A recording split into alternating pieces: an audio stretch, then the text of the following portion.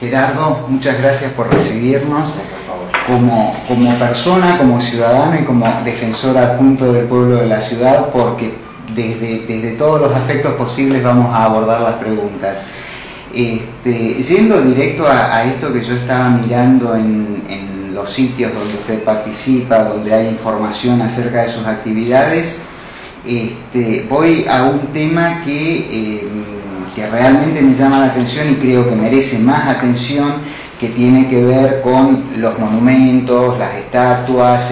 de gente que ya no conocemos, que ya no sabemos quiénes son, hay veces, porque incluso en algunos casos les han robado la placa. Bueno, vemos que usted a través de un Twitter saluda a quienes comparten la lucha por el patrimonio y la identidad de la ciudad. Esto fue el 18 de abril, que es el Día Internacional de los Monumentos y Sitios. Siendo estos monumentos uno de los tantos elementos que conviven en este espacio público, ¿cómo ve usted la situación en principio en lo que es la ciudad de Buenos Aires? Bueno, uno de los rasgos característicos de la ciudad de Buenos Aires, además de tener una arquitectura muy variada en cuanto a sus edificios, es también la gran cantidad de monumentos con los que cuenta. Y que fueron emplazados, si bien la mayor parte de ellos en un periodo de 40 años, ¿no?, que va desde las primeras décadas del siglo XX, también una de las características que tiene Buenos Aires es también la firma de estas estatuas y esculturas, que realmente muchos visitantes extranjeros y especialistas se asombran con la calidad y inclusive los artistas que Buenos Aires o los porteños se dieron el lujo de contratar para que trabajen en la ciudad de Buenos Aires, ¿no? No todas las ciudades tienen Rodin en sus espacios públicos, por mencionar solamente uno, que es un tema álgido porque justamente es una de las cosas que nos estamos ocupando, ¿no?, que es el pensador de Rodin, que está en la Plaza Congreso, que fue víctima de vandalismo en los últimos meses. Pero bueno, una de las características de Buenos Aires es la gran cantidad de monumentos, que hace que muchas veces los porteños nos sentamos orgullosos de la ciudad que tenemos y que causan asombro a los extranjeros. Pero al mismo tiempo, esto ya creo que es un fenómeno un poco más sociológico que otra cuestión, también el porteño, el argentino en general, pero el porteño en particular, también tiene un gran desapego muchas veces por el espacio público, y también una gran desatención en el cuidado de sus monumentos y de sus estatuas y de todo lo que es la ornamentación que embellece la ciudad. Para mí, la verdad que por mis propias convicciones, es lamentable que tener que recurrir a un enrejado de un monumento, de una estatua. Pero también tengo que reconocer que, más allá que vaya en contra de mis principios, yo nunca recomiendo, dentro de mis recomendaciones, nunca le recomiendo al gobierno de la ciudad el enrejado. La verdad que tampoco me opongo cuando así lo hacen, cuando entienden que no hay otra forma de protección, porque indudablemente en el estadio que está actualmente, el pensamiento de la sociedad sobre lo que es el espacio público y sobre qué representan los monumentos que están en ese espacio público, indudablemente muchos vecinos, o un gran porcentaje de los vecinos y de los ciudadanos no lo consideran algo propio. Y por lo tanto entiendo que ese es uno de los motivos fundamentales por los cuales o bien no lo cuidan o bien lo vandalizan. Claro, muchos años atrás yo había conversado con el arquitecto José María Peña, que era entonces quien estaba a cargo del museo de la ciudad, y él me decía que yo había ido a hablar específicamente de San Telmo, pero él me decía que el museo, él trataba de trabajarlo no tanto para que gente que no conociera Buenos Aires pudiera visitarlo, sino para que el porteño se conociera a sí mismo.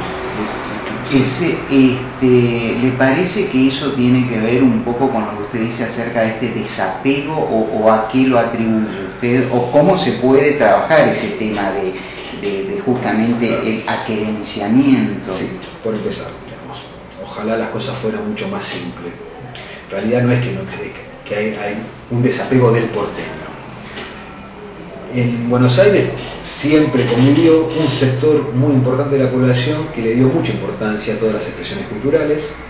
y así como en general gran parte de la ornamentación y los monumentos de valía que tiene la ciudad de Buenos Aires no fueron, en todo caso fueron planificados por el Estado, pero muchas veces fueron donaciones de privados, cosa que también es una característica de Buenos Aires que no se da en otras ciudades, especialmente latinoamericanas. También es como que gran parte de lo que es la cultura, la excelencia del Teatro Colón o los grandes monumentos o todo el circuito de museos, que es muy importante, que tiene la ciudad de Buenos Aires, que se extiende desde el centro, sobre todo la franja costera, ha sido visto por otro sector de la sociedad como un recurso cultural de una élite de la ciudad o de una clase social de la ciudad. Por lo menos de la tarea que tenemos desde la Defensoría del Pueblo es en el mismo sentido de lo que planteaba con respecto a la historia y la cultura de la ciudad del arquitecto José María Peña: democratizar y popularizar esto, y que a su vez todo porteño, sea del barrio que sea de la clase social que sea, sienta como propio y sienta como motivo de orgullo por estas obras de arte, por el Teatro Colón, por los museos y por los grandes parte de los monumentos que adornan esta ciudad de Buenos Aires. A ver, digo adorno porque este es uno de los motivos, una de las funciones que cumplen los monumentos. Para mí cumple otras funciones más importantes también. Claro, sí, le iba a preguntar. Que simplemente la cuestión estética de ornamentación, pero que también, a ver, la estética, no vamos acá